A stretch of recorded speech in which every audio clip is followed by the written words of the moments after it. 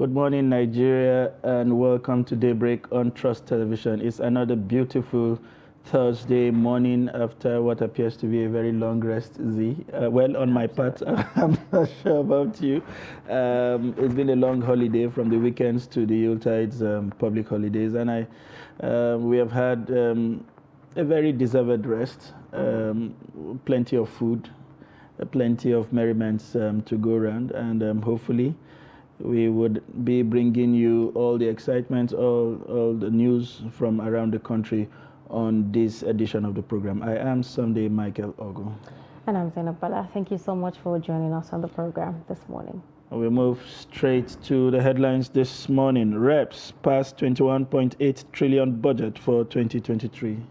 ASU president accused of making deception allegation against Bajabiamila. And 13 killed, 73 adopted as bandit attacks Sokoto villages. The news in detail now. The House of Representatives has passed the 2023 appropriation bill increasing the budget estimates presented by President Muhammadu Buhari from 20.51 trillion to 21.82 trillion. Now, this represents an increase of over 1 trillion from the original proposal. The passage of the bill followed the consideration and approval of the report of the House Committee on Appropriation at plenary session. A breakdown of the budget reveals that 967.48 billion has been allocated for statutory transfers, 6.55 trillion for debt service, 8.32 trillion for recurrent non-debt expenditure, and 5.97 trillion for contribution to the Development Fund for capital expenditure for the year ending December 31st, 2023. Now, overall, the budget includes significant increases in funding for various sectors and programs. These include provisions for improved infrastructure, education, healthcare, and social welfare services. The increased budget would also support ongoing efforts to stimulate economic growth and development in the country. Now, several members of the House of Representatives have challenged the President of the Academic Staff Union of Universities, ASU, Professor Emmanuel Osadike, over his claim that the Speaker of the House, Femi Gbajabiamila, used deception to persuade the union to end its strike action. Osadike had accused Gbajabiamila of making a written promise that the government would fully offset the arrears of salaries owed the union members if they called off the 8-month-long strike in October. However, the spokesman for the House of Representatives, Benjamin Okeze Kalu, denied that the Speaker made any commitment to offset the arrears of salaries. In a statement, Kalu said that the House of Representatives played a role in resolving the strike by making commitments to improve the welfare package for university lecturers and providing revitalization funds to improve the infrastructure and operations of the federal universities. These commitments are reflected in the 2023 appropriation bill, which include 170 billion naira for an increment in the welfare package for university lecturers and an additional 300 billion naira for revitalization funds. Kalu also noted that the House of Representatives is working with stakeholders, including the Accountant General of the Federation and ASU, to integrate elements of the University Transparency and Accountability Solution, UTHAS, into the Integrated Payroll and Personnel Information System, IPIS. This effort is being supervised by the chairman of the House Committee on Tertiary Education, Representative Aminu Suleiman. In other news, bandits have recently launched attacks on several communities in the eastern part of Sokoto State, resulting in the deaths of 13 people and the abduction of 72 others, including women and children. The attacks took place in 3 local government areas, Sabon Birni, Gada, and Goronyo. In Sabon Birni, 11 people were killed in Gatawa, Dangari, and Kurawa communities. In Goronyo, 2 people were killed and 23 others were abducted in Shinaka and Kagara communities. In Gada, over 50 people, including women and children, were abducted by bandits. Several people were also injured in the attacks. Now, according to local authorities, the bandits have been able to carry out these attacks despite repeated complaints about the fragile security situation in the area. The chairman of Goronyo local government area, Abdul Wahab Goronyo, decried the frequent attacks on the communities and called for the deployment of more security personnel to the region. The member representing Gada East constituency at the State House of Assembly, Kabiru Dauda, also expressed frustration at the lack of action taken in response to their complaints and the continued attacks on their communities. Moving on to our packages this morning, suspected phone snatchers stabbed one Usman Ahmed Hassan while he was on early morning exercise, leading to his death. His death has raised concerns over safety of residents taking morning walk exercise in Abuja, where incidences like Hassan's are common. Noel Sampson speaks to people on whether morning exercise can be restricted to homes or gyms to avoid exposure to attack. The report. Morning exercise is meant to improve health and physical fitness, but the prevailing security situation in Abuja is keeping many at home. Those who can afford to go to the gym for exercise, others use treadmill to exercise at home. If you can jog, definitely you should be able to do a lot of exercises without going out of your comfort zone, your home. You can do jumping jack, but you have to make sure before you do all this, you have to make sure that your knee is good, your ankle is good, your back is good, your heart rate is very good, or you have a heart rate monitor that you can always check on your heart rate. You can do high knee, you can do squat without using weight, you can do lunges, walking lunges, stationary lunges, Romanian lunges. However, some Abuja residents say they prefer to do morning exercise, but security challenge remains a call sign. Because it's cheaper. If you look at the cost of going to gym, you can pay like 10,000 for a section, which you're not even sure you'll be going every time. Because there are other safe places. You can jog in the park where it's open. Maybe you jog in a quiet place or in a private place. You can jog in an open place and nobody will harass you or do you anything. I prefer jogging because it's quite affordable for a lot of people and it's a complete exercise. And not everybody will want to have muscles or abs and all of that, but it reduces your weight, you have less weight. For me, I do it in my estate and it's quite safe. You can also do it in your room. Get a skipping rope. While you're jumping, it's almost tantamount to you jogging as well, and not necessarily adding abs or some muscles to your certain part of the body. Yes, they usually do that, but if I'm doing my own, it's within the axis that nobody, within my estate, I don't go outside. Yeah, I know there's a lot of risk is involved, sure. It's very unfortunate to hear about this. I can't even begin to think of why somebody will be killed while they are trying to exercise in the morning. Like, it's a ridiculous concept. Personally, I do both, but I prefer going to the gym, because of the solitude that it provides and the equipment that is available. Like, gives you a whole lot of options. And even Nigerian roads, jogging on Nigerian roads, they are not really the smoothest to navigate. Gymming, because you have more options. Jogging is just jogging. You can do that outside of the gym as well because it's free. You don't have to pay for it. So research shows that physical activity can also boost self-esteem, mood, sleep quality, and energy, as well as reducing risks of stress, clinical depression, and so on. But the fear of attack keeps many away from morning walk. Noel Samson, Trust TV News, Abuja. That's a very sad story, I must say. Now, cultural dancers, artists, and traditional rulers have converged in Gombe State for the 2022 Kaltungo Annual Cultural Festival. The Kaltungo Cultural Festival is an annual event organized by the Kaltungo Chiefdom to preserve the cultural heritage of the Kaltungo people. Ibrahim Ismail was there.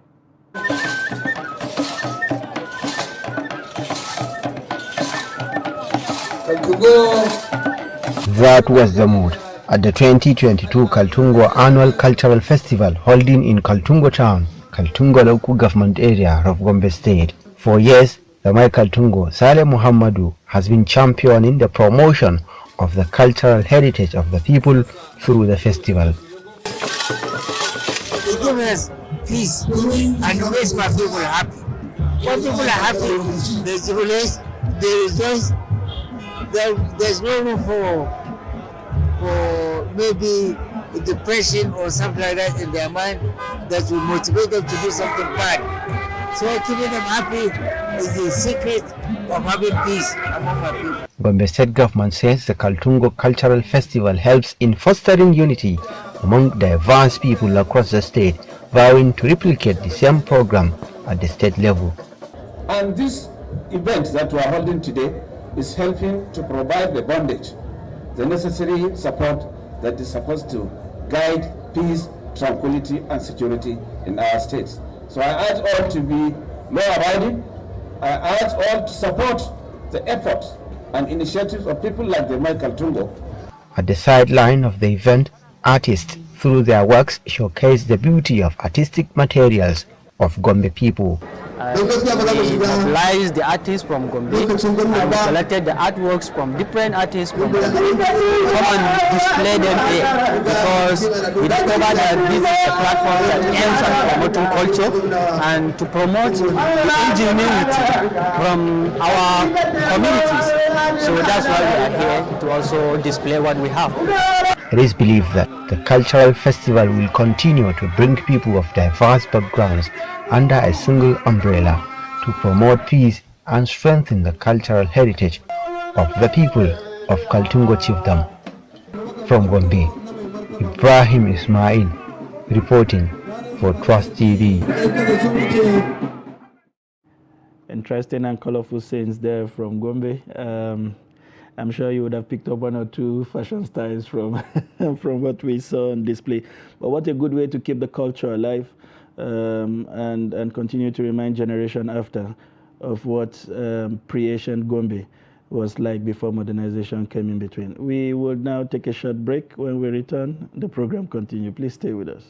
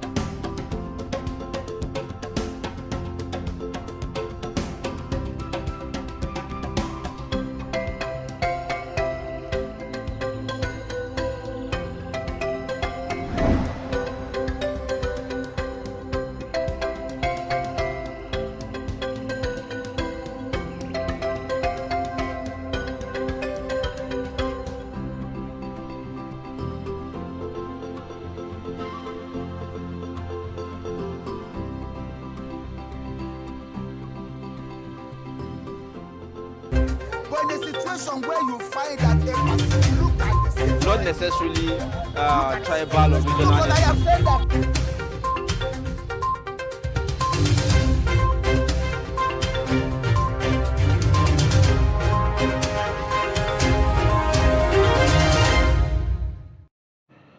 Welcome back. If you're just joining us, it's Daybreak on Trust Television, and it's that segment where we bring you all the stories that made it to the front pages of the national newspapers we have in the studio this morning. And as usual, we will begin with the Daily Trust. And the major story here reads, after selling 649 vehicles, EFCC auctioned 160 houses, lands worth billions of naira.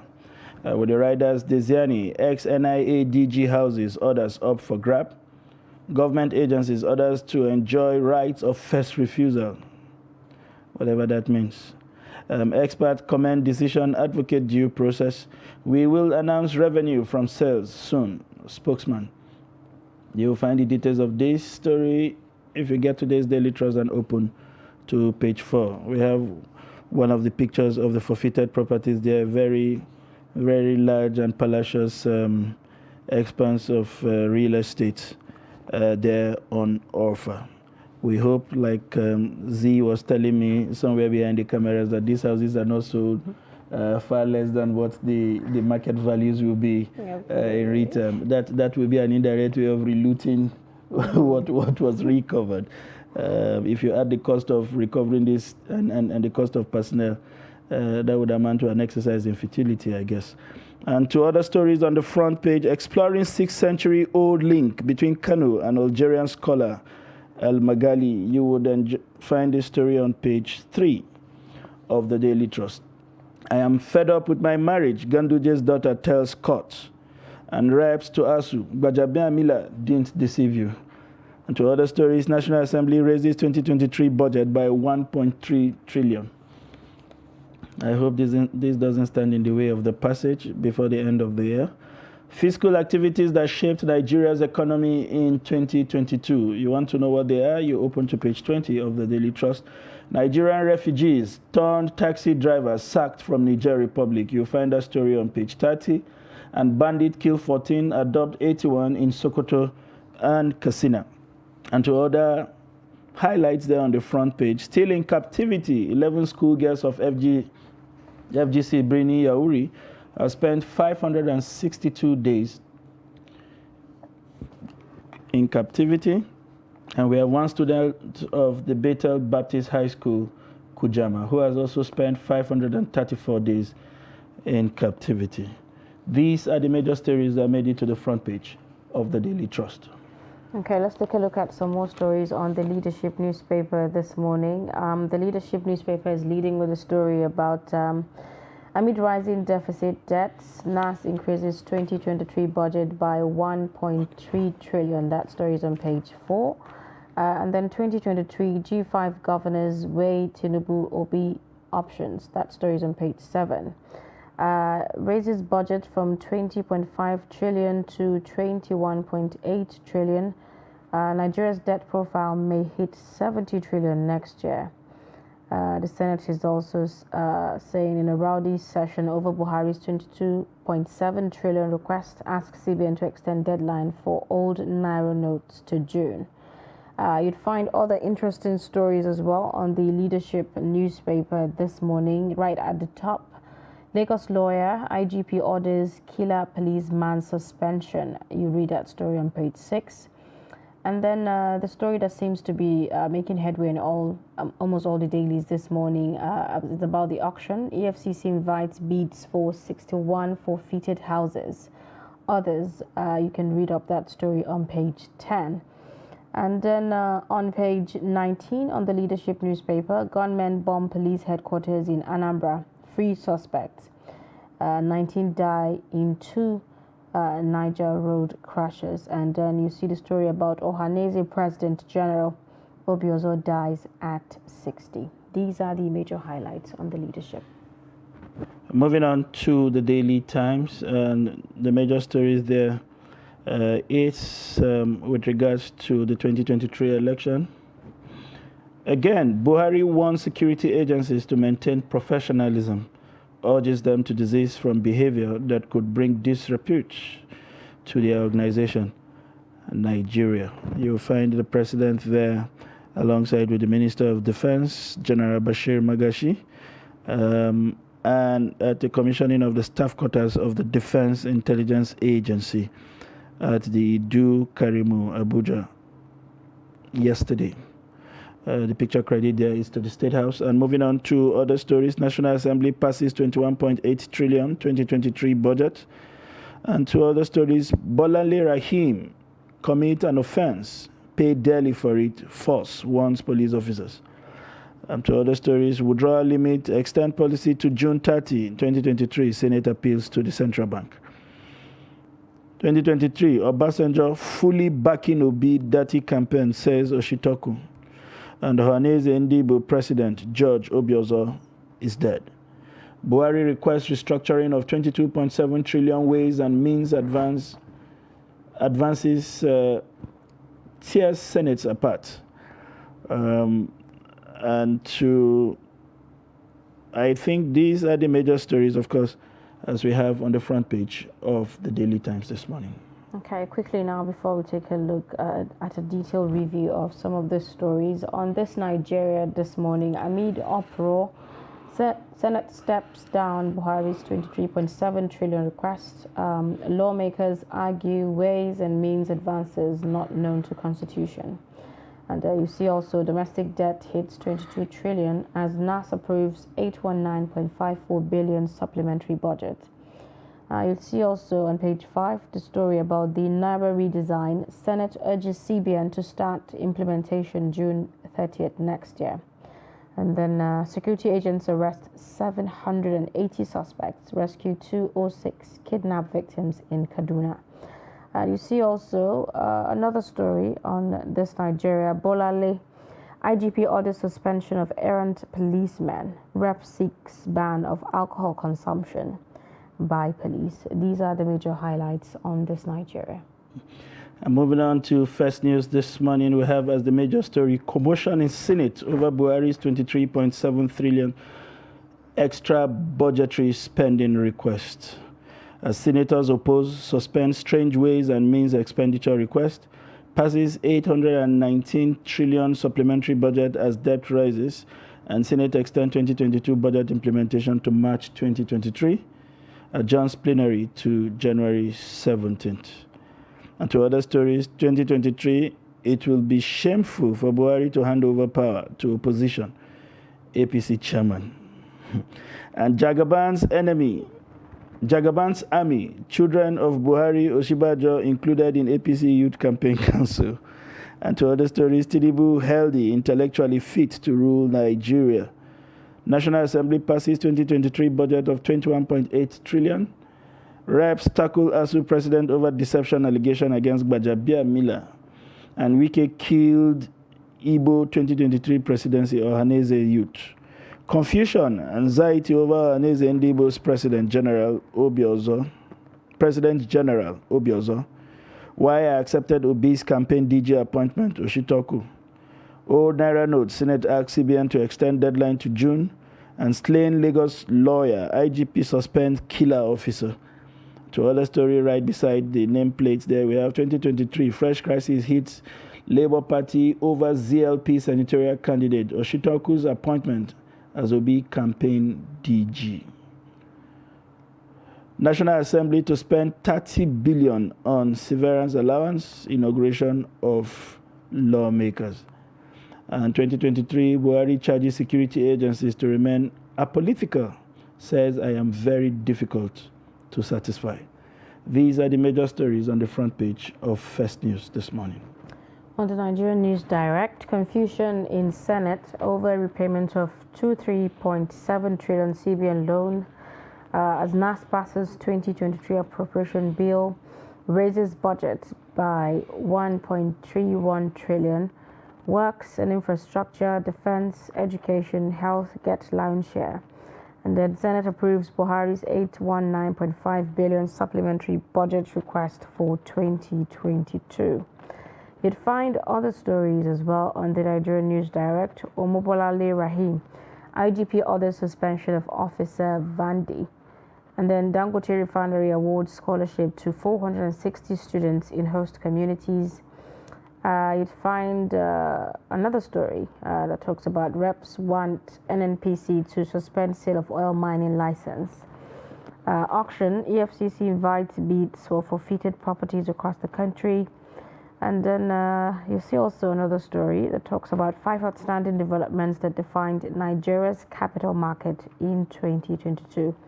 For details of that, you can grab a copy of the Nigerian News Direct this morning. And now to the Blueprint newspaper, we have as the major headline, how 2023 polls, census, others cause increase in budget size. Appropriation bill rises by 1.3 trillion as NAS okays 21.82 trillion. Army, Navy, Nigerian Police Force, Agric, Health, Aviation, Science and Tech, also beneficiaries. 22.7 trillion ways and means advances cause uproar in Senate. And Buhari lawmakers extend 2022 budget implementations to March 2023. And to other stories there, gunmen bomb police facilities in Anambra, set inmates free. Troop parades suspected IPOB commander who killed Gulak. Operatives killed 21 terrorists, arrest 780 in Kaduna, rescue 206 victims. You find that on page 8. And hoodlums slay one, set 10 houses ablaze in Enugu community. And two other stories on the front page, 2023 tests for currency regime stability according to experts. And two other stories, IMF advocate better regulation of Africa's crypto market. Naira redesign, Senate urges CBN to extend deadline to June 30. 2023, PDP chieftain assassinated, many others injured in Oyo. And credit to Nigerian economy surges to 64.2 trillion in November. These are the major stories on the front page of Blueprint newspaper this morning. And at this point, we will be looking at the details of the stories that made it to the front pages of the newspaper. And we now have in the studio joining us Mr. Kunle Adeni, a public commentator who will be looking at the headlines of the pages of the newspaper for us this morning. It's a pleasure to have you in the studio, Mr. Kunle. It's a pleasure as well. Thank you. Yesterday, the biggest story in the land clearly was the story of the passage of the budget, which was, of course, increased by 1.3 trillion. And as most of the papers reported, there were uproar over the president's request on the restructuring of the Ways and Means. Clearly, a provision that is against even the CBN Act that states that we are unable to do this. We will be reacting to this and many more when we return from this quick break. Please stay with us.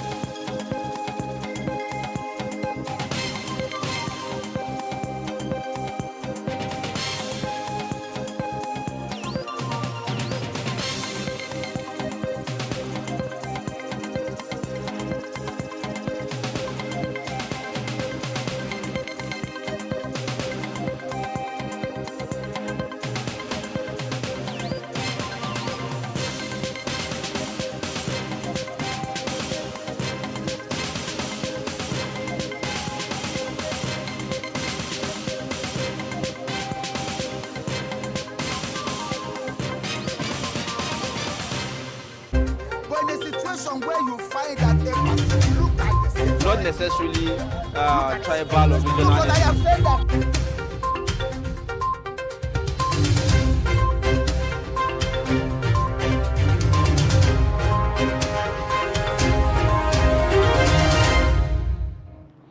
Welcome back. If you are just joining us, it's Daybreak on Trust Television, and we are on to the review of the stories that made the front page. And of course, as earlier introduced, we have Kunle with us in the studio. I was talking about the budget passage yesterday. You recall that at some point in a recent history, the president declined signing the budgets because, by his estimation, extraneous variables were introduced. Today, we are seeing an increase of 1.3 trillion above what the president had proposed. What do you make of what is coming out of the National Assembly? Well, I find it interesting that at every given point in time, when the president presents a budget proposal to the National Assembly, yes, we are trying to meet up with the deadline. We are trying to ensure that we pass through the January to December budget cycle, which has always been the plan of the president, because we've seen in subsequent years how a budget is presented to the National Assembly, and it takes a lot of time, probably because of the wranglings between the executive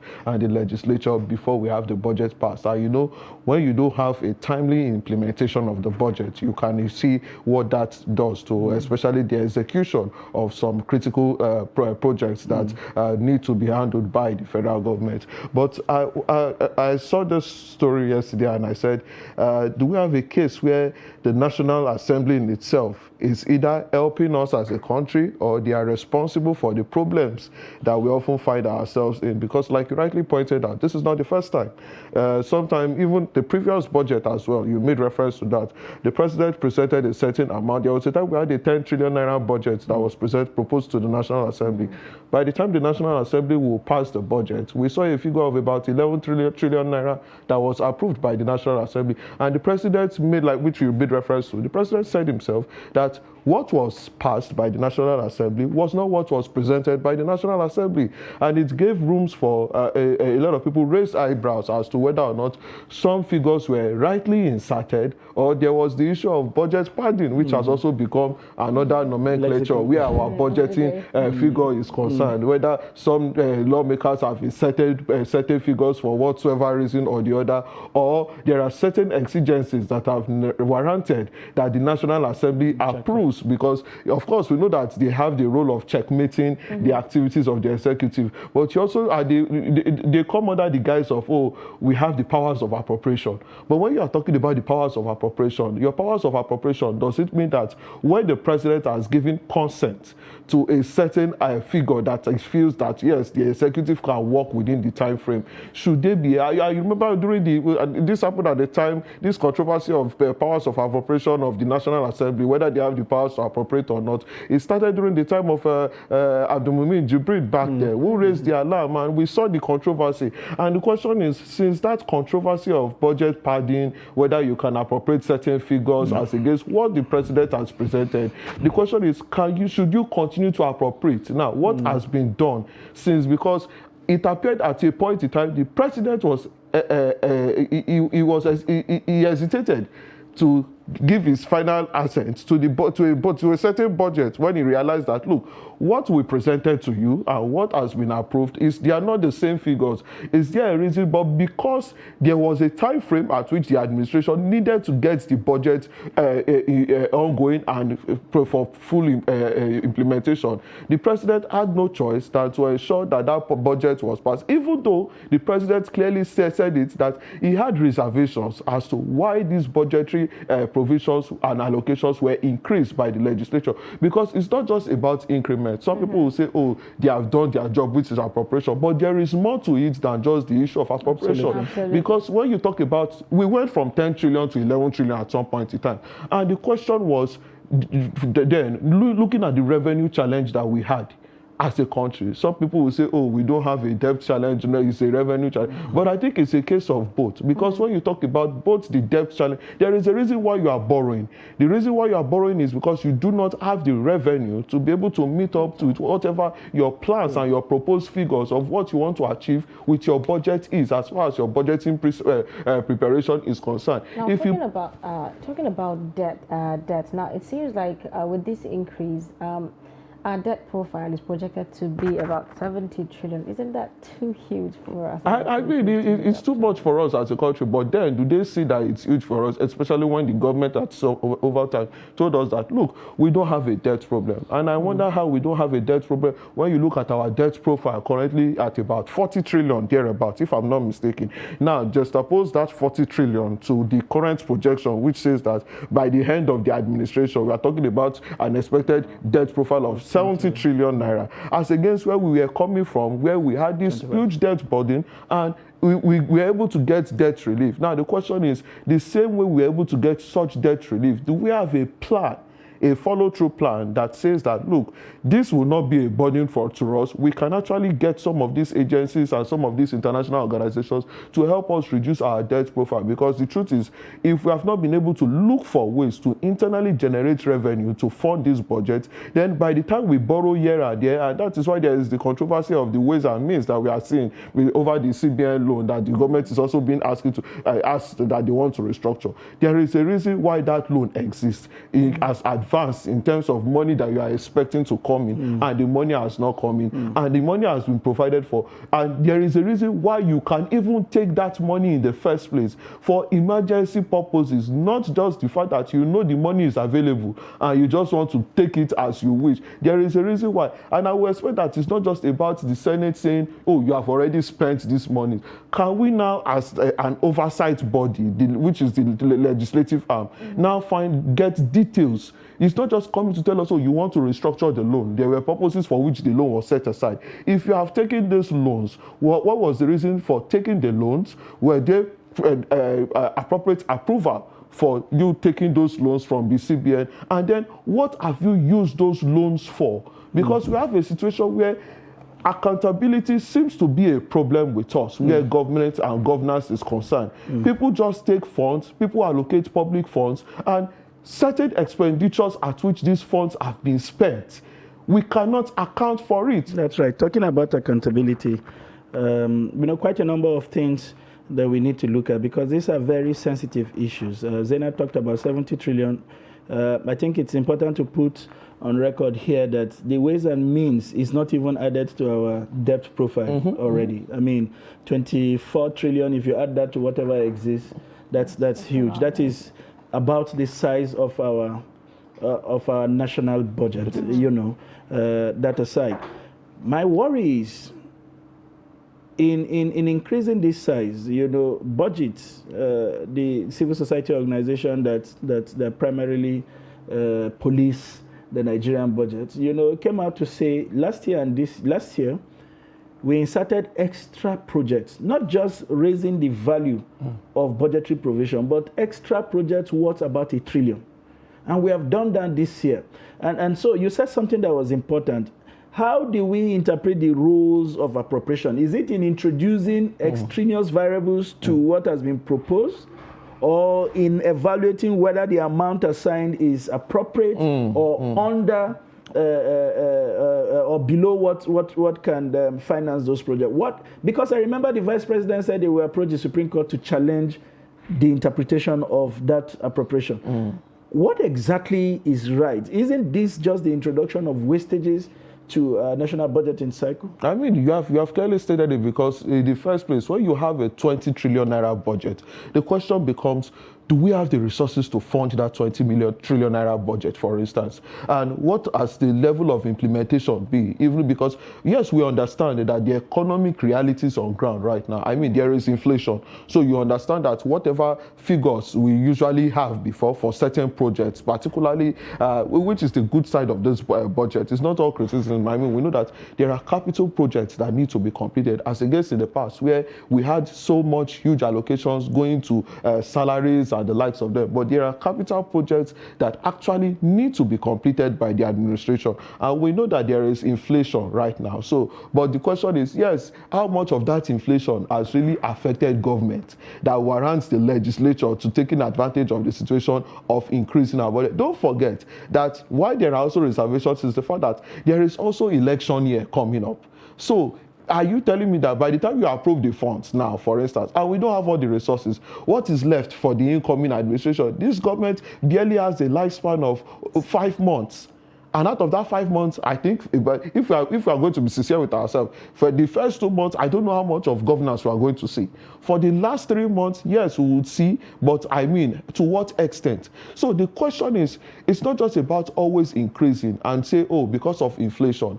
Now, do we have the funds to be able to actually make the revenue to be able to ensure that these funds are available? And at the end of the day, what will be the level of implementation? Because just yesterday as well, I mean, 3 days to the end of the year, you are approving supplementary budget. Monies that you could have as well inserted into the next year's budget. Because I'm wondering, we already have public holiday. We know that it's a working week for some people, but there is also the holiday season. Now, what kind of projects are we still embarking on that warrants the National Assembly passing supplementary budgets 3 days to the administration? Are we saying that we want to exhaust all of the funds that we have for the 2022 budget before we start thinking of spending monies for 2023 budget? And then how do all these figures begin to add up? Yeah, just to provide context before Z takes over, we understand that the bulk of that money will be borrowed. And there are also explanations that they've extended the life cycle of the capital project to March. Maybe that is the window where they will be spending that. But I leave that to Z to take on. Well, I would say that this is the topic that we're going to spend donkey's years discussing. And there are other also very important issues on our dailies this morning, like this one about the EFCC auctioning 160 houses, lands worth billions of naira. Some will say, well, it seems that there's a form of transparency, the EFCC, and now they're auctioning this, in the public space and all of that. And experts are also saying that the decision is timely, but they should ensure due process. What are your thoughts about that? Well, I think it's a very good move, and I hope that Nigerians like you and I in the studio will also have opportunity to bid on some of those. Because I don't know how many of those houses and how many of those cars that you have Nigerians have. But I mean, it's good. I mean, I know just last week we saw Lagosians, for instance, going to some of the offices where some of the items and properties were being auctioned. And you talked about transparency in that report. Why are these properties being auctioned? These properties are being auctioned as a result of monies and properties that were acquired illegally by public officials who are supposed to look even into the interest of. I hope you know that some of these properties that there are some that have been discovered previously before now. There are some that are discovered under this administration. A clear case of the Accountant General, who was caught with how many properties, for instance, and you ask yourself how lucrative that position of an Accountant General is, for instance. That Marantin, because I know we all know the jobs of accountants. They are to issue receipts and the likes of them. So when you have accountants acquiring, if you are going to talk about their pay, their income, what they are supposed to generate, we all know. Yes, it could also be a lucrative job, but if done the right way. But especially when you have a situation where people acquire properties illegally and to the detriment of the masses. In fact, it is so sad. I'm sure in Abuja, even within your environment, you will see that they acquire these properties to the extent that some of these properties are abandoned properties. You have uncompleted buildings and the likes of them. Why? Because sometimes you are under investigation. You cannot justify the source and the means at which some of these monies have come from. And I hope that it's not just about acquiring these properties, because you said something while you were taking the details of the headlines, talking about the fact that we hope that due process is being followed. I mean, what is the process of auctioning some of these properties? Right. The question is also at what cost? Even though when you also auction properties, you want to ensure that, like it's done in the Western world, that there is a bidding process. People who can afford these properties, you don't also want to undervalue, because a lot was taken out of the public quarters and you need to refund this money. So that you want to ensure that this money, the value at which you are selling some of these items, you can at least, if you don't even recover all, because I don't know what our recovery process is like. I don't know how successful we have been, even though we know that certain items have been recovered, certain monies have been recovered. But you want a situation where even if you cannot recover all, can we say the EFCC should be able to recover at least about 50 to 70% of what was looted by these individuals? And for me, it's not just about people getting access. Because these properties, beyond people acquiring them, it must be seen that these properties are being used for something good. I mean, not that they are abandoned properties where you cannot even see the life of some of these buildings anymore. You cannot see the vehicles of some of these buildings, the vehicles, you cannot see the usefulness of them anymore. They must be useful to the society. But beyond just auctioning, can we also go further to say, who are the individuals that are the owners of these properties? Where are they? I mean, what is happening to prosecuting them? Because these things happen here. Some people do it to the extent that they know that when they are being questioned and when it gets to a plea bargain situation, you can always say, okay, I will release some of these properties for you, and they are allowed to go scot-free. We must set examples. We must show that, look, it's not just beyond the EFCC going after the properties, for instance. We are also going after the individuals, because the likes of an Alice in Daybreak, I don't know how many of those properties she would have right now. If she's probably not going to be one of the top ranking on the list among those that have illegally acquired property, and she's still on the run till today. So the question is, what is the follow-through process of the law with regards to punishment? We need to show people that it's not just about recovering these properties, vehicles and the buildings. Yes, that's just one aspect of it. But can we go to prosecution of those that are found wanting? Because we have to be transparent, we have to be accountable. Who are the people that took this the funds? Why were they able to acquire these properties illegally? And then what type of message are we sending that, look, you don't, because you can.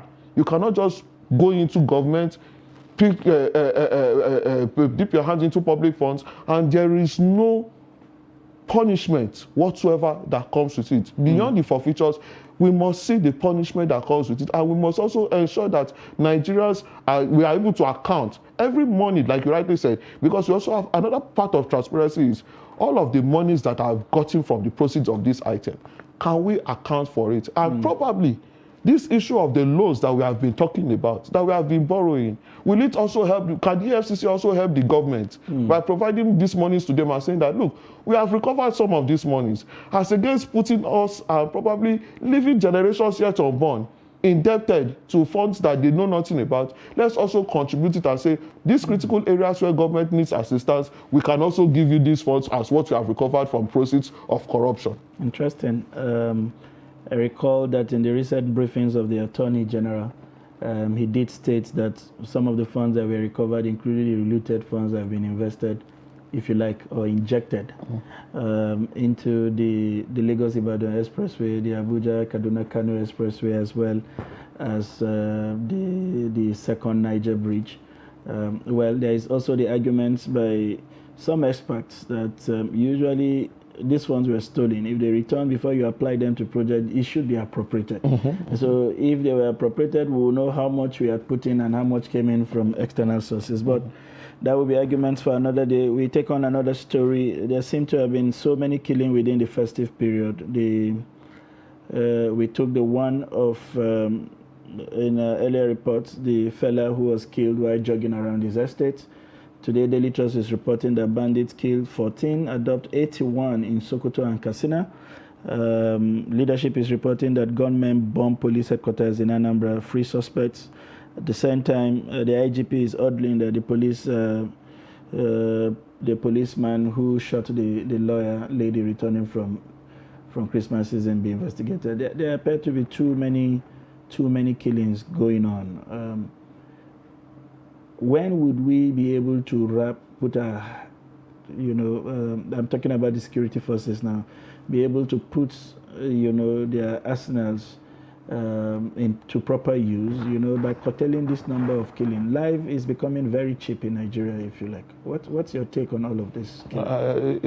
It's a sad and unfortunate situation, but you said the first question you have raised is what is the value of human life in Nigeria as of today? You said something which I want to take a cue from. Where do we begin to deploy our resources to where it really matters the most? Because I want to start from the unfortunate killing of the Lagos lawyer, for instance. We still do not have the details. I mean, but for whatsoever reason, an innocent lady who was spending the festive period with the family killed in the manner at which she was killed, and you have criminal elements that are parading themselves, causing havoc in the society, and it baffles me that you are quick to act against people who do not commit an offense. But there are people that have been committing offenses day out, and it appears that the same full wrath of the law that should go against those criminal elements, we are not deploying them. I read the case of the Ebonyi state governor yesterday, who was giving criminals 24 hours to drop their weapons. I mean, does a state, when you look at the kind of crimes that have been committed, the nature of the crimes, do you need such order? The same way the president ordered shoot on sight against criminal elements. And you can see what is happening. I mean, the Southeast, they are not even faring any better for it. I'm sure you notice that a lot of people have to spend the festive period in Abuja, which is very unusual. Why? Because some people cannot travel. They cannot travel home to see their families as a result of how serious the insecurity situation is over there. You talked about Anambra. We have seen attacks in Ebonyi. We have seen attacks in Imo. And it begs to raise the question as to whether our security agencies are helpless, or they choose to be helpless in certain situations, and then they go all out in certain situations where you necessarily do not need to see them use force. And for the Lagos lawyer, we heard the IG of police ordering.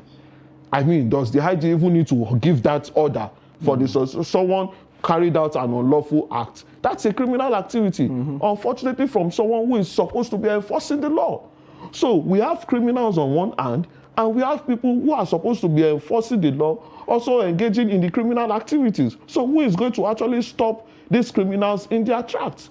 Because this issue of insecurity is troubling, and more troubling in the sense that you need to look at the fact that we are entering more sensitive times. Right. We are just approaching the end of the year, and in about 59 days thereabout, the country is preparing for general elections.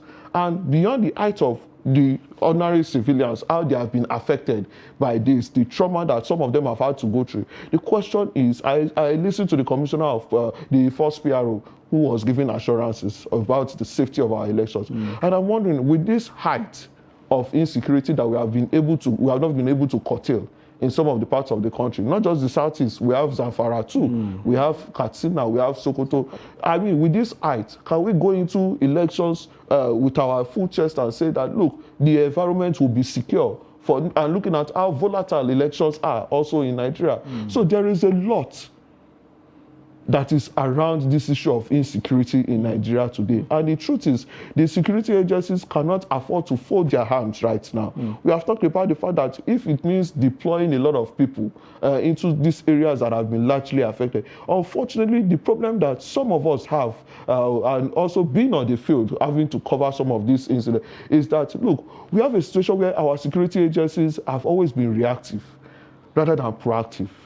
What has always been the place of intelligence in preventing some of these attacks? Why is it that criminal elements are we call them non-state actors, allowed to have their way, and they just jump in, come carry out their attacks, and we even have a tag for them, unknown gunmen. These unknown gunmen, do they not have identities? These unknown gunmen, are they ghosts? Do they not stay in communities as well? So what will it cost us for our security agencies to go into these places where you feel that these criminal elements operate, and then you try to fish them out and you nip some of their attacks in the bud before it happens? And we have secret police, for instance. What is the job of the secret police? Unfortunately, some of our security agencies have been reduced to issues that are not even within their purview, when they have more pressing issues that they need to be focusing on, which unfortunately they do not spend much time addressing. Can we say perhaps they're overstretched? That's why we're having... Now, if they were really doing their work in the first place, we will say they are overstretched. But how much of their work are they doing that really shows that they are overstretched? Because we need to look at overstretched in what terms. Are they deployed to areas where they should not be? Are they deployed into places where they do not have the manpower? If it's by the manpower, then why are we not recruiting more people into the police force? And then what is the environment, even within the security agencies, for instance, that wants to encourage people to say, because look, in the US, you see how many, in Western countries, the US, the UK, you see how many security agencies have been deployed. And I ask myself, do we even have the population to match the population of security force that matches our manpower when it comes to policing? I shake my head when we hear over 300,000 policemen in a country. In fact, did I say over 300,000? We have over 200,000 policemen policing a country of 2 million, over 200 million people. And when it is time for election, out of that 200,000 policemen, in a state, we can deploy 30,000. To deploy one state, and we have 36 states. If we are deploying 30,000 policemen to one state for election and over 200 million people, which means we now have, and look, we need to also look at the population of the people in that state, which means we now have 170,000 left policing. That mass alone in itself does not add up. Interesting. I will just get your quick take on the 30 seconds. The trading of words between ASU and Gbajabiamila over what appears to be what they call a deception to get them to call off the 8 months long strike and the written commitments that they are not keeping to. What do you make of the claims and counterclaims? Well, I think you do not fault ASU. at this point in time, because over time people have faulted ASU, the long strike, unending. I mean, at what point in time could they sheath their sword and say that, look, let's come to the table? And that was what the lawmakers achieved, led by the speaker.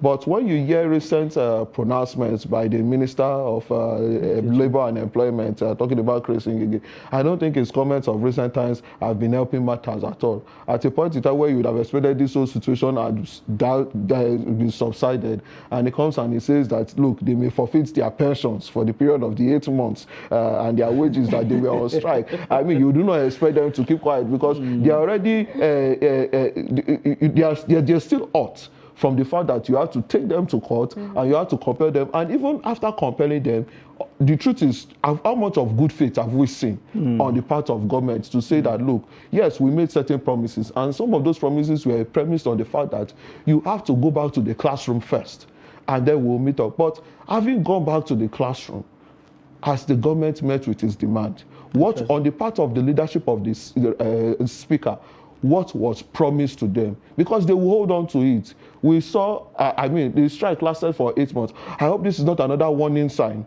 that coming back into the new year, they may resort back to that, because it will not be in the interest.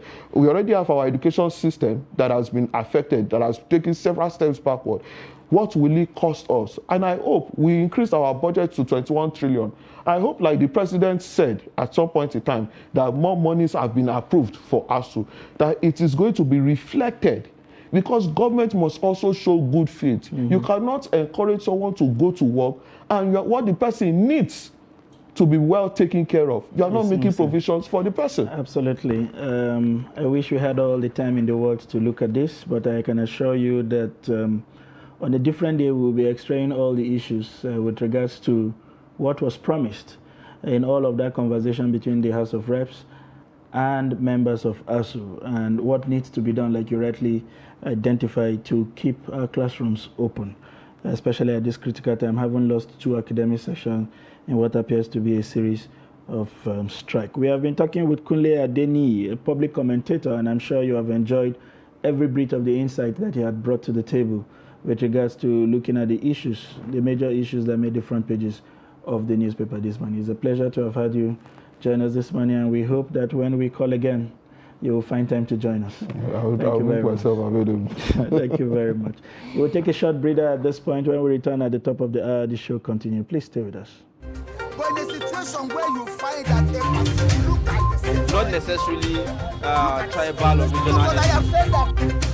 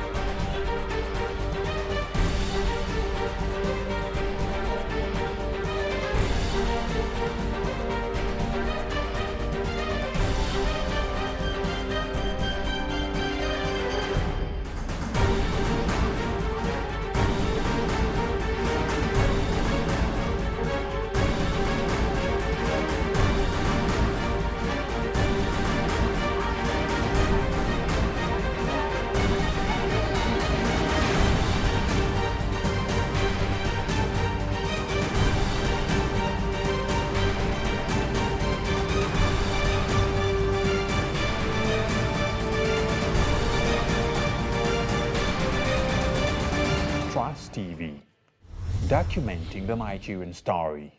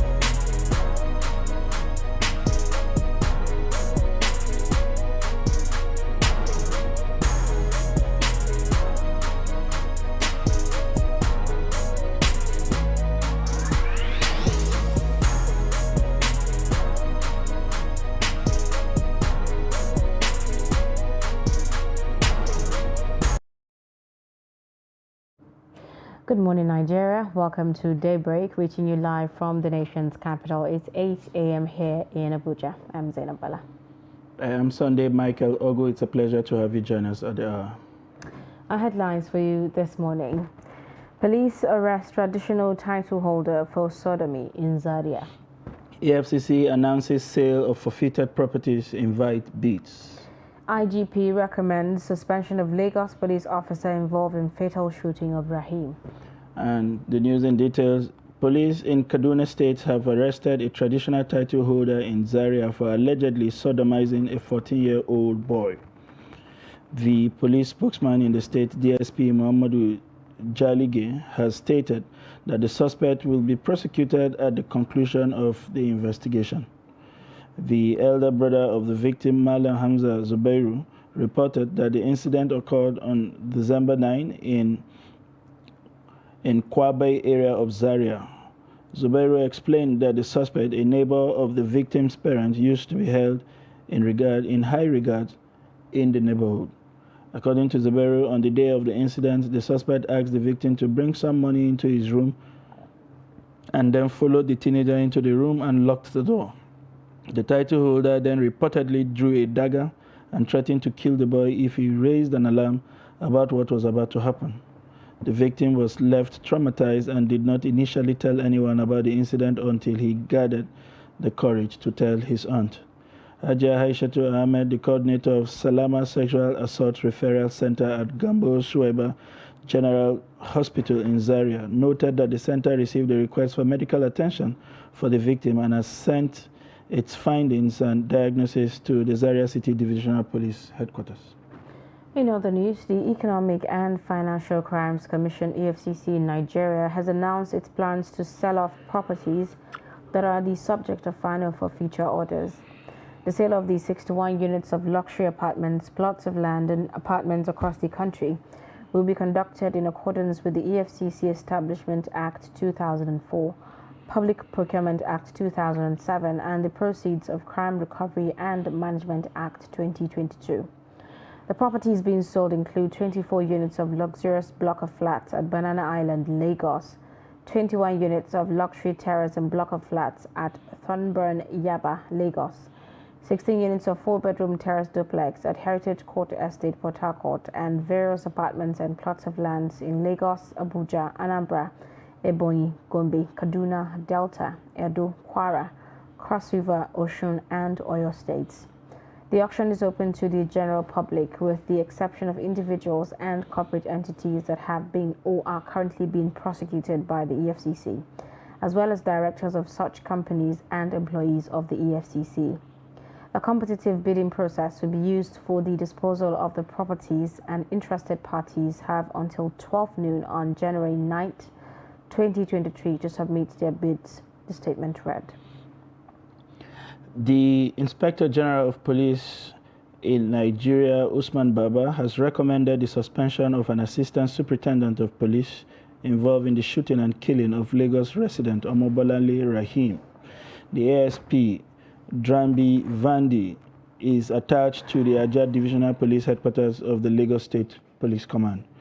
The recommendation for suspension is in line with the internal disciplinary processes of the Nigerian Police Force, and it's intended to create an enabling environment for legal procedures to be carried out without interference. The suspension is also without prejudice to the constitutional presumption of innocence in favor of the officer. The IGP has reaffirmed the commitment of the force to the rule of law and has assured the public of his administration's commitment to ensuring justice is served in the case. He has appealed to the public to remain calm as efforts are being made to ensure justice prevail and measures are put in place to prevent future occurrence. A statement by the police force spokesman Olumiwa Adejobi revealed the recommendations for the suspension, while the detailed report on the incident is being awaited. Well, there you have it. On the news highlights, let's take a look at some more news this morning. Civil servants in the Federal Capital Territory are yet to resume work after the 2-day public holidays declared by the federal government to celebrate Christmas. Checks by Trust TV on the expected resumption day at the Federal Secretariat revealed that less activities are being carried out, with few workers seen at the complex. Many attributed this to lack of work ethic, motivation, and unofficial resolve by some to continue celebrating the Yuletide. Take a look. With the Christmas and Boxing Day public holiday over, work is expected to begin in earnest, but there is a low turnout of civil servants at the Federal Secretariat, housing a number of ministries, which usually has an influx of workers on weekdays. Actually, we came from Kano, and this morning we entered the building. We asked for protection office. They say it's not around today. It's off because of the Christmas. So we have to go back to Kano now, and we come back. Holiday is never too okay for us. So if it is for me, I say we resume next week, Monday. Just few maybe people that travel far, and maybe probably tomorrow they'll be around. There is no salary increment. Things in the market are so expensive. You know, when civil servants are not motivated, you cannot see them doing the right thing sometimes. But apart from that, the government should try and take some measures in the salary aspect.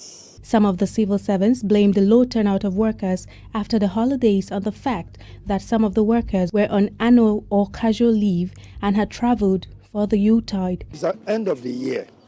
A majority of the staff always like taking their leave, the normal leave. Some take, maybe because of meetings and activities, some take casual leave. Majority takes annual leave. So the total turnover is planned out.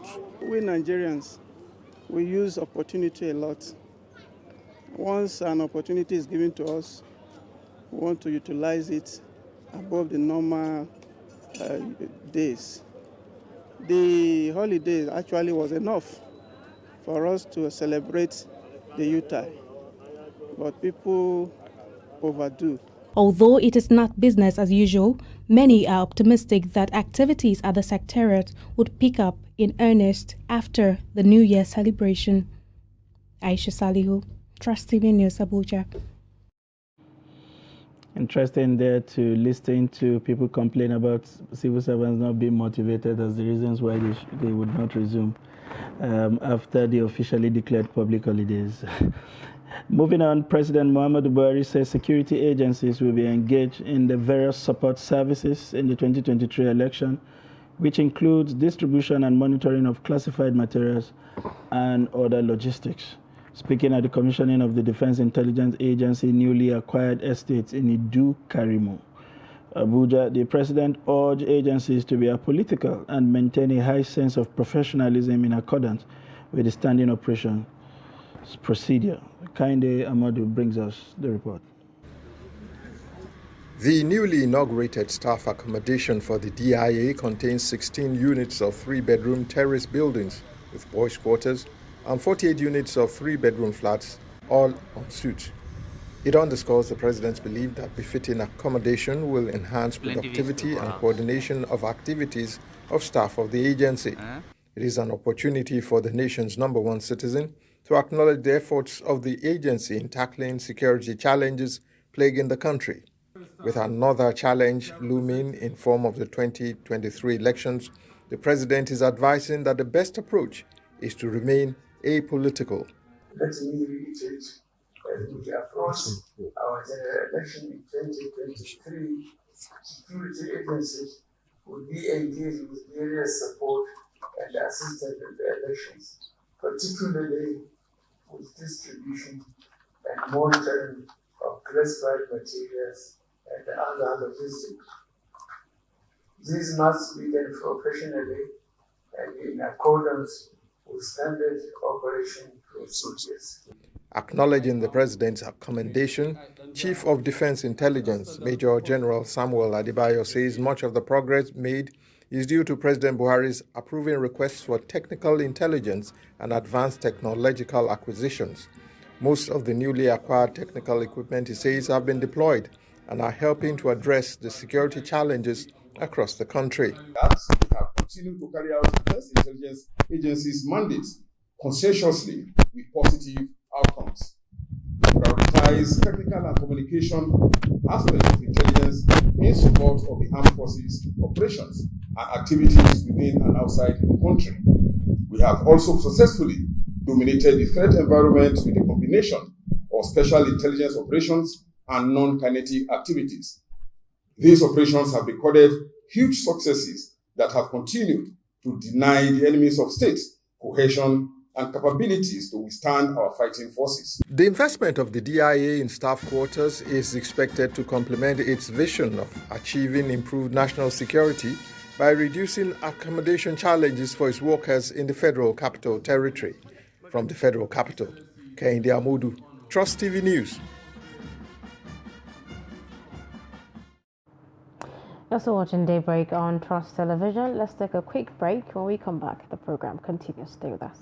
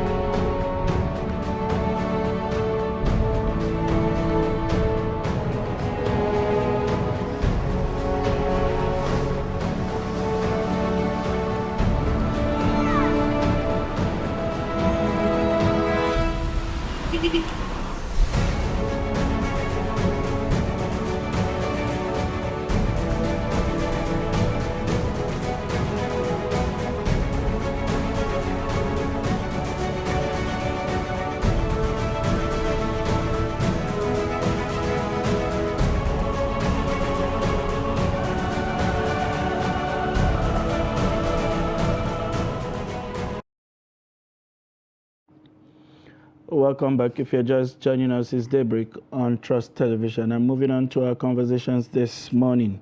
Increasing political literacy among Nigerians is crucial ahead of the 2023 general election and beyond. Political literacy involves understanding the political system, government processes, and the role of citizens in shaping the direction of the country. However, as the 2023 general election is barely 2 months away, how much do citizens know about their responsibilities, rights, and expectations? Joining us on Daybreak this morning to shed light on this conversation, we have in the studio Moshood Issa. He is the communications officer at Yaga Africa, a leading pro-democracy and election observation organization. We also have joining us virtually Emmanuel Njoku. He is the director of democracy and governance at Connected Development, CODE. They will both be sharing their perspective on the issues. Welcome to the program, gentlemen. Yeah, thank you very much. It's a pleasure to have you join us. It's a compliment of the season, by the way. Compliment of the season to you too. Thank you. Thank you. This has been practically the longest pre-election campaign seasons that we have had in the country in a while, with over 5-6 months to the actual election. And since the official commencement of the campaign, all of the parties have gone about one form or the other, whether it's through a town hall or the usual processes, putting up all kinds of awareness. But from your standpoint, how would you evaluate the level of political awareness of the average Nigerian despite this long period of campaigns? Okay, thank you very much. So, like you said, interestingly, the campaign has started right from, I think, on 28th of September, yeah. And it will last till, I think, 24 hours before the elections.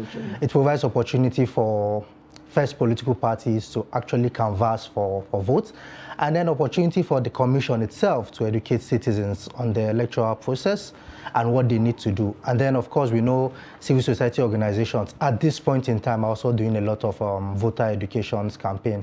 But one thing that is very vital at this period is the fact that we just passed a new electoral law in February 2022, which means a lot of things will change with regard to how the processes would go. So it is very, very important for Nigerians, for citizens to understand the key provisions of this process and how it will impact on their participations. We also know that before now, citizens there's this level of voter apathy due to the nature of the electoral process, people thinking their vote will not count. But some of these key provisions of this process would help bridge those gaps in the electoral process. And we know from 2019, there are just about less than 30 million voter turnouts as compared to the 84 million registered voters we have. But from what we've seen online and offline, there are a lot of voter education ongoing. And then I think people are asking the right questions right now. You see, from anything they see on either social media, on TV, INEC offices, political parties, people ask questions. Why are things going like this? Sometimes it's due to maybe lack of knowledge of the process, but then the good thing is that they are asking the right questions. And there are more civil society organizations doing voter education, decentralizing this voter education to the grassroots level. So personally, I'm being optimistic that Nigeria are being more aware, knowing that the system of government we practice, which is democracy, they do not have any other choice than to relinquish their power and authority by voting for a representative that would represent them. Be it whether you like it or not, you should by now realize that you should have interest in the system of government practice, in elections that we practice. Even if you're a businessman, an artisan, government policies will still influence how you work. I think people are being more aware about the whole process now, and we've seen from the new voter register, there are more artisans that are getting registered.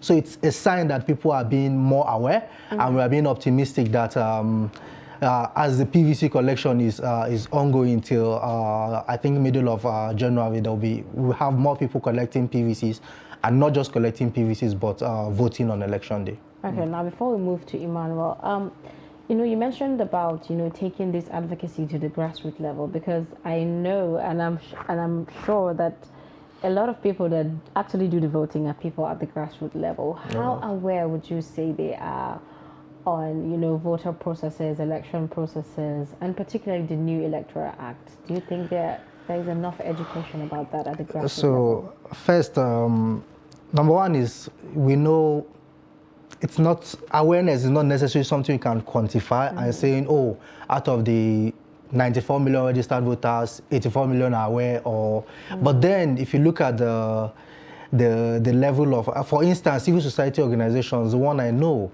there are instances where they reached out, they looked at the data of states that have less voter registration and decide to empower state-based organizations and individuals in those states, in those communities, to reach out to the people at the grassroots. But again, like we always say, voter education is never enough.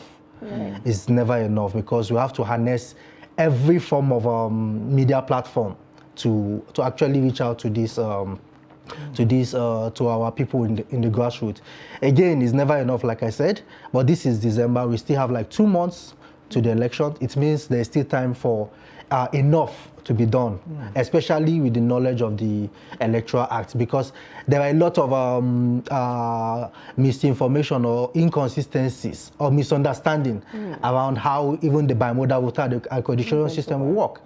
People would say, oh, there's no network in my community, blah, blah, blah. It means we cannot vote and all that. People need to be educated on that, that the BVAS itself does not need network to function. Interesting. So it's the transmission that needs network. So people need to understand these things. I need you to hold your thoughts on that. You would have to take us through the whole concept of the VIVAS and what an average Nigerian is expected to know or do pre and during and even after voting. We will now come to Emmanuel Njoku. Good morning, Emmanuel. Good morning, and thanks for having me. Thank you very much for joining us. Emmanuel is the Director of Democracy and Governance at Connected Development, the Director of Democracy and Governance at Connected Development. Emmanuel, Issa has been taking us through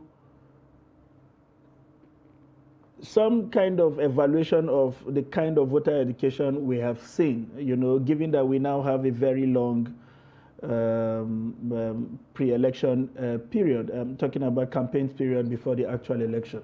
But from your own experience, what has changed looking at the landscape and how the candidates have conducted themselves and how Nigerians have basically reacted? What has changed essentially from what we used to have to what you are seeing right now? Are you seeing signs? Are there, palpable signs that there's so much education out there? Yeah, thank you. So for political literacy, let me all say this, that amongst the middle income and the upper class and the political and the elites in the society, there has always been that political literacy. But for the grassroots and the the lower cadre of Nigerians, one, are they aware that there's going to be an election? Yes, they are aware. Are they seeing the campaigns? Yes, they are seeing the campaigns. Are they politically literate? I do not think so. They know that there's an election coming up. They understand that they have to vote. But over the years of past elections, these people have so been disappointed in the outcome of elections that it has created so much distrust between these people and INEC and the whole electoral process. People, so on just before Christmas, in the spirit of Christmas, I was at the abattoir trying to get meat for Christmas. And as usual, I always engage people. If I'm in a cab, I engage the cabman. If I'm in a hotel, I engage the porter. If I'm in a local community for some burial, I engage the people that carry the coffin. I always ask these questions about how much do you know about elections and do you have a PVC and you going to vote? So while I was at the abattoir, those guys that usually burn the meat and scrape it before you cut it down and everything. I was asking them, yeah, election is coming. Are they aware? Yes, they are aware. Okay, so do you have a PVC? Yes, I have a PVC. Are you going to vote? They say, nah, never. Why is that so? They tell you that, there is no need wasting their time going out there to vote, because in the past, after wasting all the time, so there is this assumption that the political class will always pick or choose or select who they want to select, irrespective of people that come out to vote.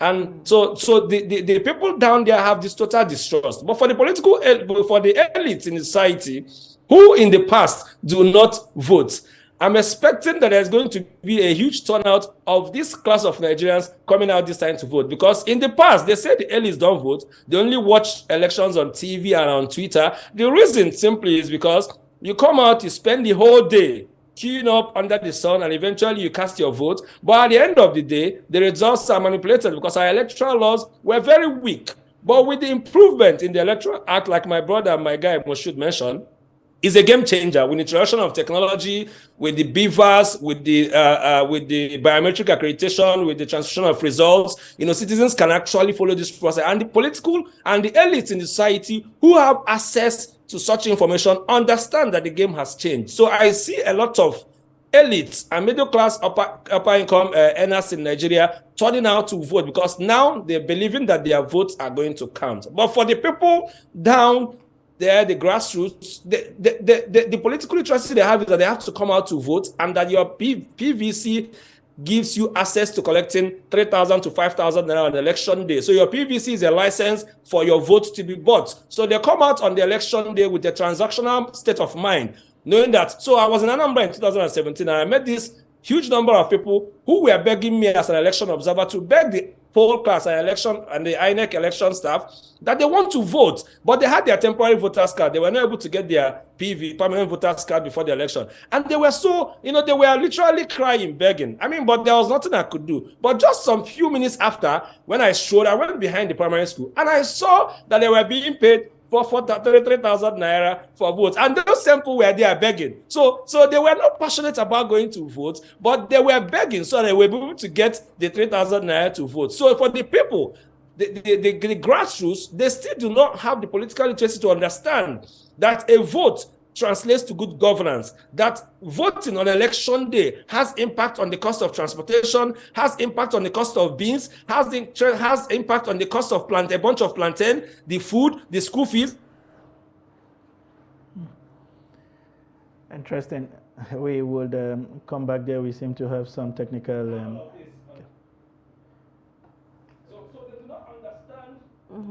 Can you hear me? Yeah. Go ahead. Can you hear me? Okay, so for the grassroots, most times they do not understand how an election, how a vote will affect the cost of transport and cost their roads to the infrastructure and make education better. They do not understand. They just come out there hoping that I have my PVC. So in Osun and Ekiti State, this governorship election that happened this year, earlier this year, you see citizens come out. Some will tell you, oh, no, they are saying that the vote is 5,000. No, don't sell yet. It's still early. Let's wait till probably around 1 o'clock, 2 o'clock, that it goes higher at that time. So citizens come out with an expectation of, selling their votes because they do not have that political literacy to understand. And for many of them that I've asked, like the people in the abattoir, when you tell them, are you not listening to what the presidential candidates are saying? They tell you, nah, that no matter what they are saying, it doesn't mean anything, that they are all liars. So there's a huge distrust. And for this to change, it has to be 2 weeks, 3 weeks, 3 months before election day. This has to start. Election is a cycle, a 4-year cycle. So once we are done with 2023 general election, we have to be intentional. Both INEC, civil society, you, the media, the print media, the traditional institutions, the religious institutions, we have to consistently reorientate the people to understand, so that you don't do the crash course we usually do 3 months before election. Citizens don't listen to what most people that listen to what these presidential candidates are saying are people like me and you that have the time and the access to information and to TV. How many citizens can actually afford the DSTV and all the satellite televisions in Nigeria? So yeah, that is the bigger challenge and the issue I see in 2023. Very, very interesting, I must say. Now, Emmanuel, I would like to redirect this at you. Well, I would say that a lot of people are hungry, and so that's why they are looking up to sell their votes and all of that. But that aside, do you think we have enough time, to educate people at the grassroots? Well, because elections are just around the corner. Do you think there's enough time to actually convince people at the grassroots on the importance of their vote at this time? About convincing people and voters, the people you can actually convince, from what I've seen and the trend I've understood over time, are still the middle income, the middle class, and the upper class, people that have the time to read and analyze all of these conversations. But for the people in the grassroots, I tell you, most of them have already decided on the basis of sentiments, religious sentiments, ethnic sentiments. And if you see the polls, both the annual poll and the this day poll, if you look at all of those polls, you see that there are a huge population of people that are undecided. For those people that are undecided, if those polls, maybe next time when they are doing this poll, there has to be a category that says, will you be willing to sell your votes? And you will find out that most of the population of those that are undecided are the people who are waiting for the highest bidder on election day. So I do not see how the campaigns, frankly, will impact on the grassroots who do not even believe in what the political parties and the presidential candidates are saying. When you see that crowd it's just a transaction. People just want to earn a living. So people come around, they are paid 2,000-3,000 naira. It does not most times translate to the votes. People have decided already. Okay, coming to you, you've listened to what he has said, and by looking at your own pedigree, you have been monitoring elections in Nigeria and across the West African sub-regions. With some of these changes we have seen, he's saying that those at the grassroots seem to be disconnected, and the ones that have made up their mind have done so on so many preconsiderations. But what lessons are there, for us to learn with recent elections in other parts of West Africa, and how that could impact what we are doing in terms of voters' education and sensitization? Is there something we need to do differently?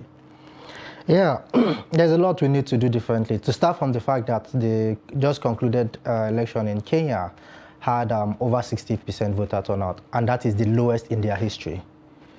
Meanwhile, Nigeria had about 35% voter turnout in 2019. Again, there are a lot to learn from that. In the fact that election itself, first, is it's a sacrifice you have to make. It's a one-day sacrifice. If you say you have to spend your whole day on polling units on election day, it's actually worth it, because you see people spending 9 hours, 10 hours on the fuel queue looking for fuel. Probably if you take a better political decision, you would not have to spend those number of hours on the fuel queue. But again, the issue around vote buying. First, we have to also say the fact that it's a criminal offense. And if you ask people if their justification is that, oh, I'm hungry, and after all, if I vote for this person, he will not deliver dividends of democracy. That does not justify the fact that you need to say you should sell your votes. And one of my boss usually give example that if you drop your iPad here and I decide to pick it up, and you caught me, and I told you the reason why I pick up your iPad is because I'm hungry, you didn't allow me to go with your iPad. It's still a criminal offense. So first is the fact that another lesson we need to learn is the fact that your role as a citizen does not end on election day. Your responsibility as a citizen does not end on election day. After voting, you have a whole lot of responsibility of tracking the promises that these candidates have made and asking the right questions. And that was why during town halls, they brought different groups, Nigerian Union of Journalists, Nigerian Union of Teachers, Union of Engineers, in group, asking these candidates, what are you going to do regarding this sector? So that at the end of the day, we can ask the appropriate questions. So that after 4 years, and you gauge the performance of whoever you voted in, and that person did not perform, you can decide to make another choice. After all, the vote now counts. So the distrust is not for the outcome of election, because votes actually counts. That is why politicians decide to even buy votes, pay a lot of money to buy votes. The distrust is the distrust between delivering dividends of democracy. Oh, I spent 5 hours, 6 hours on the queue trying to vote for you, but you did not deliver on your promise. That is not a reason for you not to vote. In fact, the politicians are happy when there are lower voter turnouts, because there are fewer people to manipulate, unfortunately, or there are fewer votes to buy. But if you made up your mind that, hey, fine, I voted for you, did not deliver, another 4 is an opportunity for me to vote for someone else. I don't even want to start talking about, recalling your legislator, instituting issues to recall your legislators, or ensuring that your legislator impeach your governor if he doesn't deliver on his promises. I don't even want to go there, because that's another level of conversation of civic education that citizens should even understand. That you don't even necessarily have to wait for the 4 years itself. But then citizens have to know that their role does not start and end on election day. As soon as you vote in your candidates, you create a timeline. You ask the right questions. When the politicians are campaigning, you're asking the right questions. Oh, you deliver this. As at how many months should we give you to deliver on this? As soon as that time you start asking questions, it doesn't have to be individual. Like I said, there are unions of teachers, union of journalists, engineers, different sector that can make charter of demands to these candidates, to these people that emerge, and they can ask the right questions, not as individual. So your role as a citizen does not end on election day, and it is not a reason for you to say, hey, the last person I voted for did not do anything, so I will not vote this time. So these are some level of education we need to educate our citizens going into these 2023 elections. Before I come back to you, let me go to Emmanuel. You raised quite a number of issues in your last intervention, and how this whole thing is not just about a single election cycle. But where do you think we have had the most failing?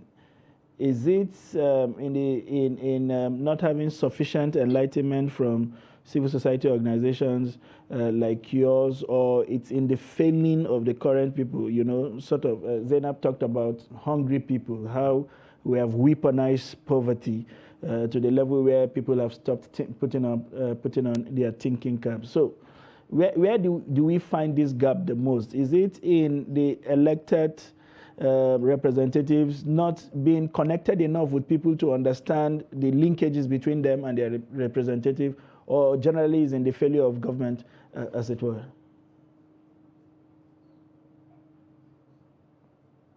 As in the failure of delivering credible elections during elections, is, can you hear me? Of course, go ahead, please. Okay, I think it's with the failure of delivering credible, because for every election that you bungle and you mess it up with so much violence, with the outcome of the result being terrible, you lose every opportunity to also engage Nigerians in the next election, because these things have indirect effects. So election is messed up this time.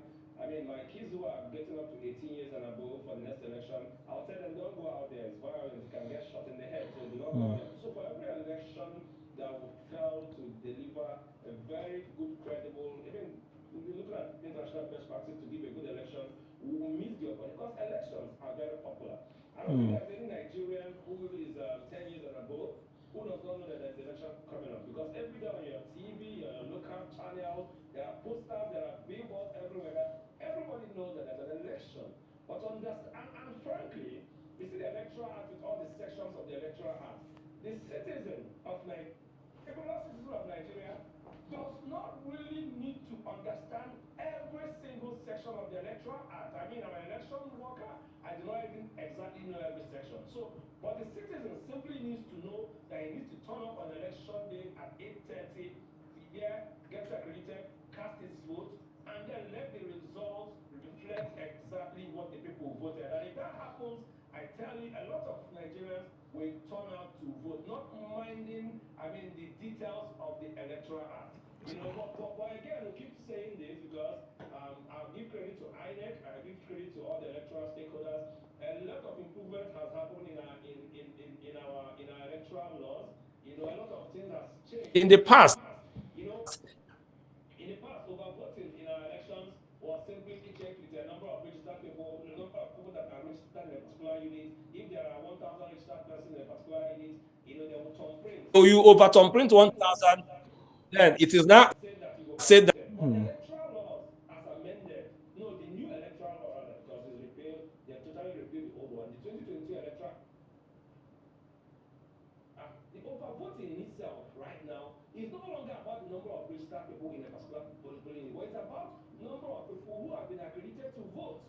And going even deeper, I think the INEC election guidelines also further, you know, tightens overvoting to the point that it says that we're not just going to check overvoting by number of people that have gotten accredited, but INEC, at the end of this collection of PPCs, will release the disaggregated data of people, disaggregated data of people who have collected their PPCs per polling unit.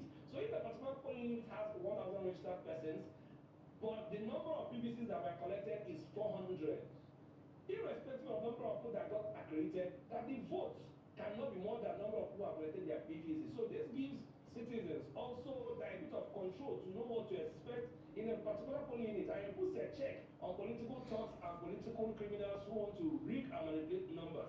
So our elections, frankly, have gotten better with all of the improvements.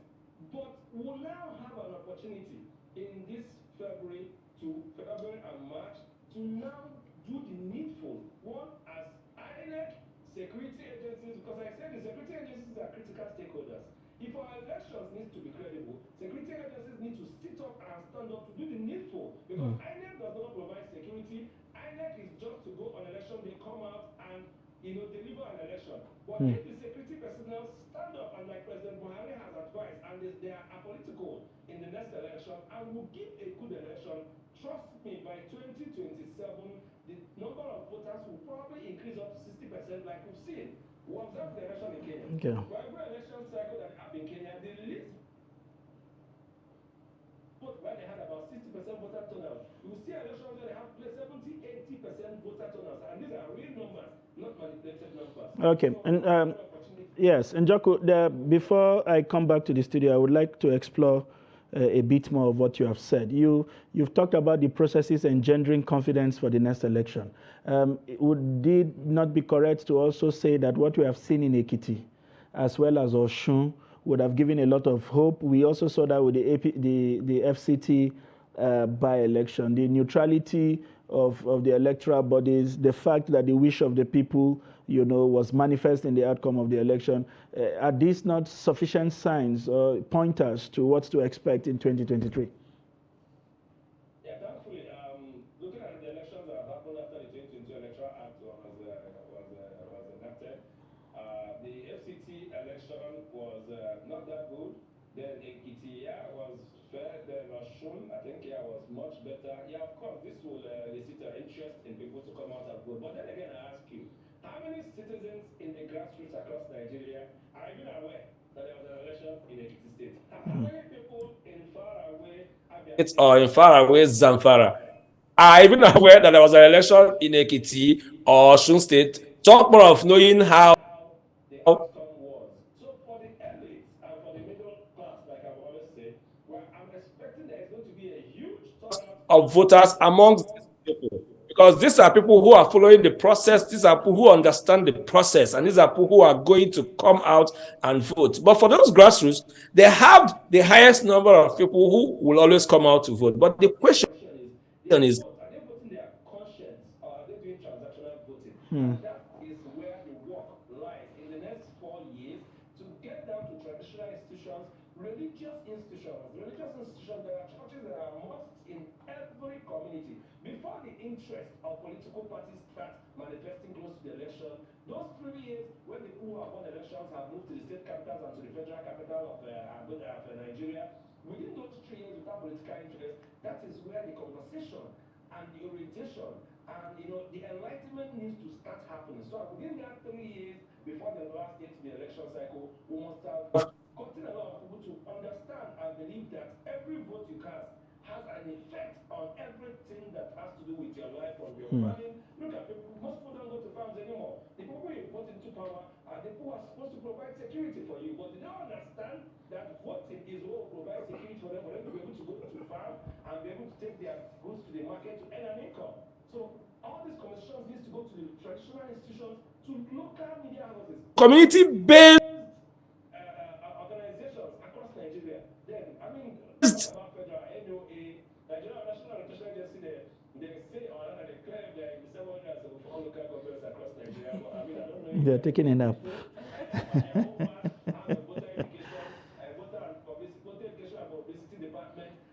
The 774 local government areas in Nigeria. But sadly, from what I understand, once elections are done, most of those offices in local governments become very, most people desert it and come back to the state capital. So we'll have work to do going forward. Let's get it. Let INEC especially, and the security personnel, let them get it right in this 2022 general election. Everything that Emmanuel has said. And again, my concern is still at the grassroots level, just like he has mentioned. Earlier, you were talking about hosting town halls, to get representatives to actually ask questions. But my question is, do people at the grassroots actually have a voice, or a platform like this to actually ask these questions? Or maybe perhaps that's why they feel they don't really need to vote, because their votes do not count regardless. But then I think looking at the recent history, even like he alluded that it's those from the grassroots that usually come out to vote more. Right. But now with the passage of the new Electoral Act and with the belief that votes will now count, it believes people from the middle class and the higher class will come out to vote. So basically, I still think we would get a good number of votes from the grassroots. Most of people at the grassroots have been registered right from 2011. And if you notice, during the election period, the Abuja itself become a bit scanty. People travel home just to go and cast their votes. Just the way they travel home for Christmas and other festive period. People travel home because that is where they are even registered. Not, of course, we know you can always transfer your registration back to where you are, but they feel they should go back to their community where they think their vote will have more impact to their people. So I still think first, people are aware that the election will hold. People have their PVCs, but again, understanding the process also goes a long way. And I'll give a typical example in 2011, where people came out to vote for a particular party. And that particular party won in that polling unit, but that party did not win the overall election. And it became a major issue. How does a winner emerge in an elections? Is it by the number of states that person wins, or the number of votes that person gets, or the person getting at least 25% in 24 states? These are this how a winner should emerge is something people from the grassroots should understand, because understanding the process also reduces the tendency of post-election violence. Again, I think the elections are getting better. I was in Ekiti and I was in Osun, and I saw a group of women rejecting monies from politicians.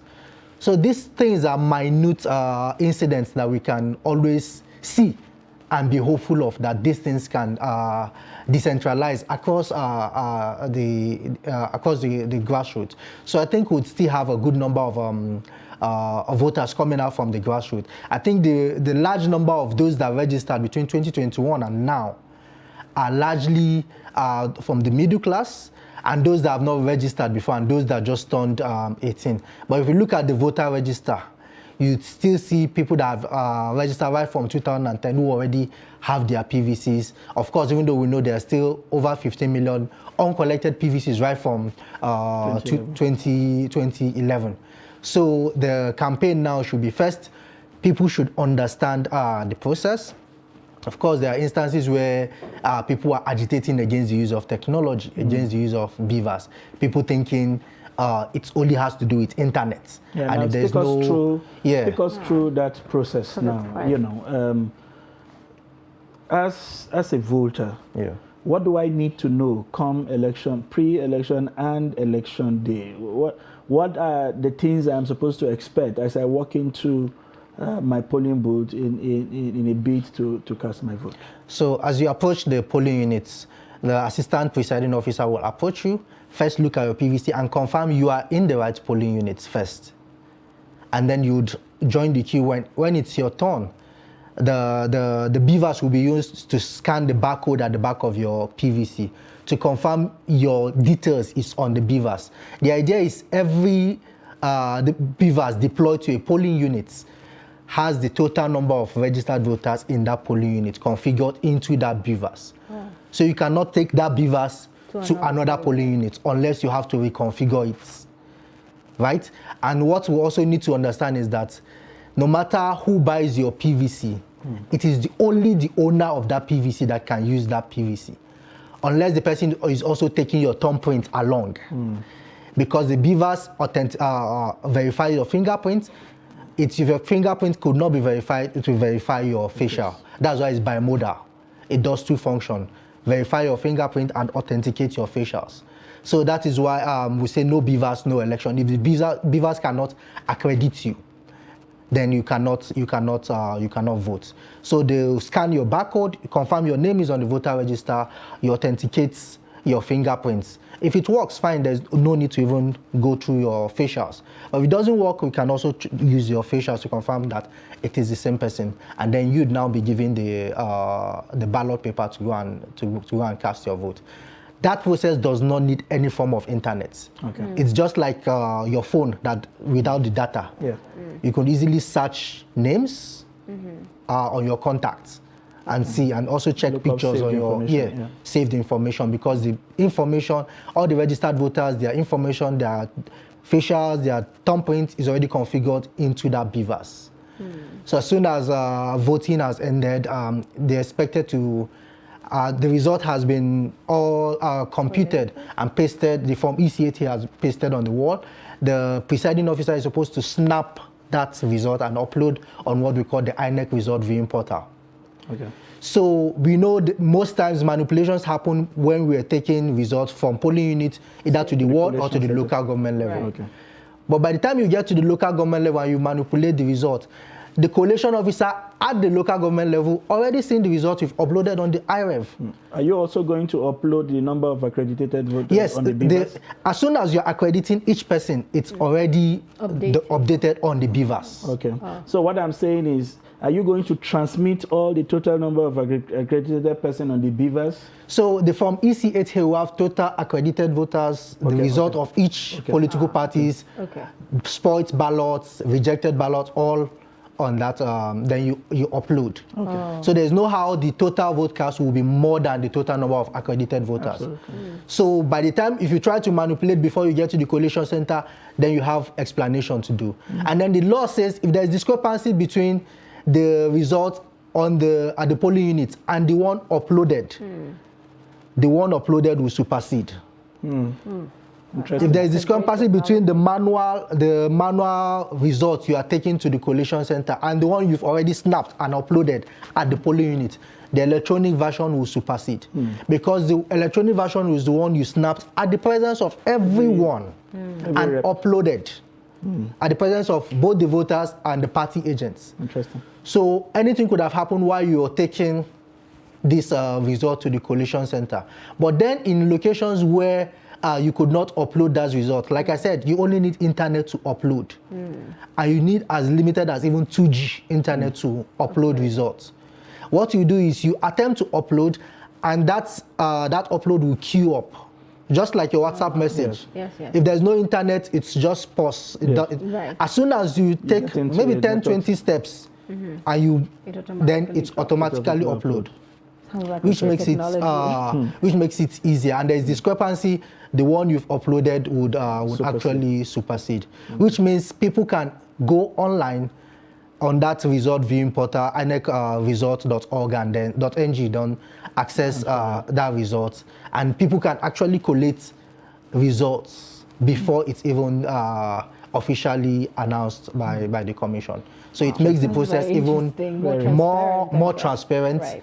So you could ask the right question and say, hey, the result you are seeing on the iRev is not the same as what you're actually announcing. Thank you very much. Yeah.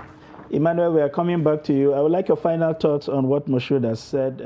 It appears interesting time lies ahead, especially from the number of people we saw that attempted to get on the voters register this year. We saw the crowds across major cities, regardless of some of the challenges that we have mentioned with the rural areas and some of the innovations that we have seen that have been thrown up by the new Electoral Act or the repealed of course, the new Electoral Act.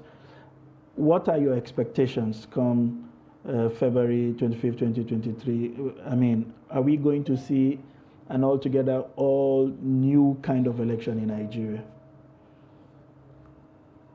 Well, INEC severally have said and have demonstrated that they've said rather that the elections in 2023 that votes are going to count and the election is going to be transparent. And I've had both online and offline conversations with the leadership of INEC, and at every point in time they say that they are ready. I mean, well, except for the security challenges. So yes, I believe that the votes are going to count because the Electoral Act 2022 has tied up all the loopholes. You know, before we used to have incident form where people just come and take all the names from the voter register and fill it on the incident form, and one person will do multiple tampering. And that is where most of this rubbish of manipulating results happens. All of that incident form has been abolished completely in Nigeria. So the Electoral Act, the electoral law, elections may or will happen. Then, so but I'm trusting, you know, as well, that votes in 2023, votes will count in 2023. I completely believe it. But looking at the number of people now that have gotten registered in the last registration, I'm a bit concerned. And so this is also an opportunity for me to appeal to federal government and also urge the media to also join in this appeal. Now, let me break it down. In 2019 general election, about 27% of people who were registered to vote in 2019 general election were students. And putting it in numbers, that was about 22 million Nigerians who are students that are supposed to vote, mostly in higher institutions. Now, INEC has to release the data, disaggregated data of all of these, artisans, students, and all of that. But we're also expecting that there will be about 22 million Nigerians who are on the voter register that are going to vote. Now, the universities were on strike for about 8 months this year. So I'm aware that universities are running a crash program to be able to catch up with the time that they lost. Now, most of these young people, 22 million Nigerians, are students, and most of them registered while schools were on strike. They were in their parents' houses. Now, by February election, most of these young people are going to be in school. So I want to appeal to federal government. Just like we've seen in other countries, like in Kenya, the last election that happened in Kenya, federal government can declare a public holiday a day before the election, and probably on a Monday. I mean, we'll have public holidays for very unserious things in Nigeria. So election is so serious that I want to appeal that federal government can actually declare a public holiday on Friday and on Monday. This will enable people, especially these 22 million young people, registered voters. And you are aware that the voter register has about 50.5% of young people beyond these students. And most of these young people are people who are working for employers of labor. So they do not have the right to just go home and vote. And many of them, where they are living is not where they are registered to vote. So if the federal government can give a public holiday on a Friday, it will allow the young people working in your organization, young people working in the election, and then students to go home and be able to vote in 2023 general election, and give them that day, extra day on Monday to be able to return. So this is an appeal. And on this note, I trust and I believe that votes will counsel for you as a citizen with your vote. Clean it very well and be available 8:30 on that election day to cast your vote. Thank you. Thank you so much for joining us on the program this morning. Thank you so much, Moshood. It's been quite very insightful talking to you about election matters, and we hope to call you next time. All right. Thank you very much. It's a pleasure. This is where we will draw the curtain for today's program. It's been a pleasure having you give us free access to your living room. I hope we have made it worthwhile. Let's do this again tomorrow. Please stay with us. I am Sunday Michael Ogun. And I'm Zainab Bala. See you tomorrow.